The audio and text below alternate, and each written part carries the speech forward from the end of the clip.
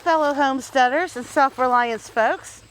We're going to learn a bit today about the milk thistle bush.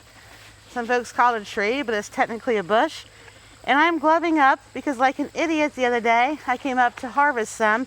Knew better than to touch a milk thistle bush without gloves on. Thought I could be very careful and it wouldn't go bad. I wouldn't get thorns in my hands. And as I was about this close to it, I knew it was a really bad idea.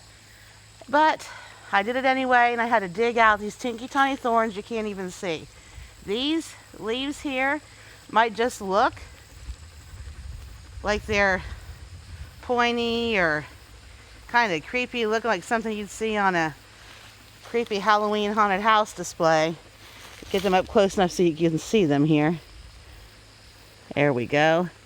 But they are prickly. This is worse, in my opinion, than dealing with stinging nettles any day of the week. The leaves are edible. You have to boil them first, just like with stinging nettles. And the pods, the flower pods here, and the seeds are also edible. Lots of folks use them medicinally. Now, to get one, you definitely need to see, I have good gloves on. Nice, old, but very good gloves. And I'm still getting pricked through them. I've got some little snips just for doing plants, and somebody moved them.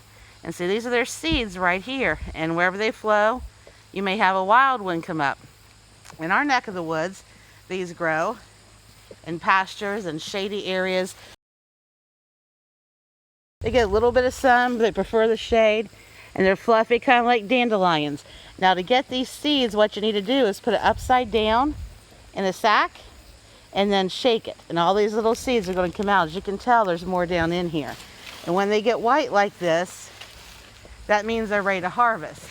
Usually when you see them on a picture of maybe at a holistic store where they sell natural supplements, they'll look pretty like this in purple, or some shade variation of this. But you can fry them up in things and eat them this way. But if you want to save them and preserve them to plant or to make things with, you need to have them when they're white. And the purple ones are just as prickly as the white ones. And you can tell there's quite a difference in head size. The pods, as they mature, get significantly bigger. I'll take some photos of these too so you can see a little bit better. But when you're harvesting them, you have to be very careful because as the wind's blowing right now, I'm losing all kinds of pieces of the head. But when it's white, they are ready to harvest. You can eat the shoots and the roots of a young plant. This one is already grown. You only have, at least where I live, about 2 weeks from the time that they bloom to the time they get ready. And the wind like we're getting now, by tomorrow, all these ones that are white will probably have all their seeds blown off. This is what a dried up pod looks like. And then it just looks dried and all the white's off. There still might be a few seeds in there you can pull out, but not many. But you can still harvest the leaves to eat. You can eat them like spinach, and they're really good. But you just have to make sure that you definitely boil them first.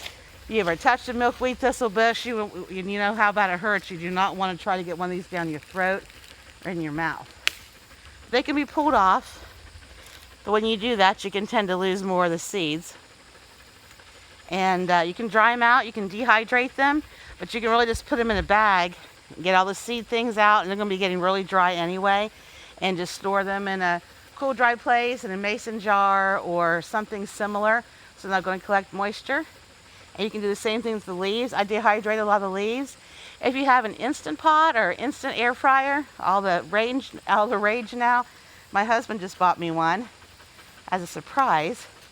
And it has a dehydrating feature on there. And these are so small and thin, it might take you 10 minutes to fully dehydrate those in an air fryer.